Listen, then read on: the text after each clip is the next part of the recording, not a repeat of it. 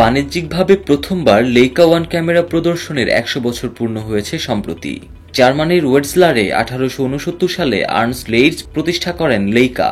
শুরুতে কোম্পানিটি মাইক্রোস্কোপ ও optical lens তৈরির কাজ করত, কিন্তু লেইকা ওয়ানের আগমনের মধ্য দিয়ে বদলে যায় ইতিহাস।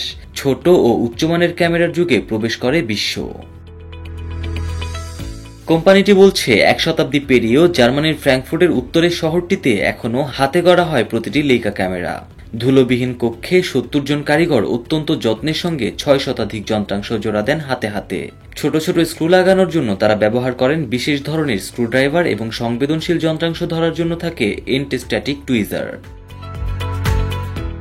যুদ্ধক্ষেত্র থেকে শুরু করে জীবনের নিস্তব্ধ কোণে লেইকা হয়ে ওঠে রবার্ট ক্যাপা এবং হেনরি কার্টিয়ার ব্রেজনদের মতো কিংবদন্তি আলোকচিত্রীদের পছন্দের হাতিয়ার।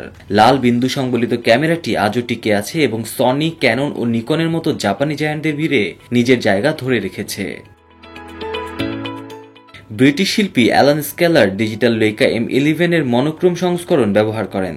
তিনি বলেন, লেইকার সঙ্গে কাজ করলে আরও ভালো ফটোগ্রাফার হয়ে উঠবেন।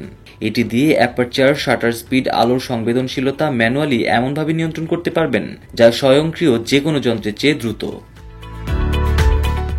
কোম্পানি সংশ্লিষ্টরা বলছে, লেইকা এখনও অ্যানালগ ক্যামেরা তৈরি করে, যার একটি M11 এর কাছাকাছি মডেল M6। লেইকার প্রধান নির্বাহী ম্যাথিয়াস হার্শ জানান, ২০২৪-২৫ অর্থ বছরে কোম্পানির বিক্রি রেকর্ড প্রায় ৬০ কোটি ইউরো ছুঁয়েছে। প্রতি বছর প্রবৃদ্ধি হচ্ছে প্রায় ১০% হারে।